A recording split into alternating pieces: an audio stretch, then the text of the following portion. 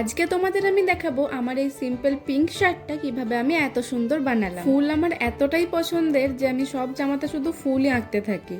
এর আগেও আমি আমার একটা হোয়াইট শার্টে ডিজাইন করেছিলাম, ওটাতেও আমি ফুলই এঁকেছিলাম, তবে ওই ফুলগুলো একটু অন্যরকম ছিল আর এই ফুলগুলো অন্যরকম। প্রথমে পেন্সিল দিয়ে ফুলগুলো আগে এঁকে নেব, তারপর একে একে কালার করব। এখানে আমি অ্যাক্রিলিক কালার ব্যবহার করেছি। সাধারণত এই কালারটা যখন কাপড়ে করব তখন সেটাতে মিডিয়াম মেশানোর প্রয়োজন হয় না আলাদা করে। তোমরা যদি চাও তাহলে ইউজ করতেই পারো, সেটাতে কোনো অসুবিধা নেই। এখানে আমি একটা ফুলকে প্রায় দুবার কালার করেছি, কারণ প্রথমবার কালার করার পর যখন শুকিয়ে গেল কালারটা একটু লাইট হয়ে গেছিল, তারপর আবার একবার কালার করতে হয়েছে। এখানে আমি মোট দুটো ফুল বানিয়েছি। ফুলগুলো যাতে একটু 3D টাইপের দেখতে লাগে তাই জন্য আমি ব্ল্যাক কালার দিয়ে ফুলগুলোতে একটু শ্যাডো অ্যাড করে নিয়েছি, আর সবার শেষে গোল্ডেন কালার দিয়ে অল্প ফিনিশিং টাচ দিয়ে নিয়েছি। তোমাদের সবার এই ডিজাইনটা কেমন লাগলো অবশ্যই কিন্তু কমেন্টে জানিও, এবং ভিডিওটি ভালো লেগে থাকলে লাইক এবং চ্যানেলটি সাবস্ক্রাইব করতে ভুলো না। দেখা হচ্ছে আবার নেক্সট ভিডিওতে।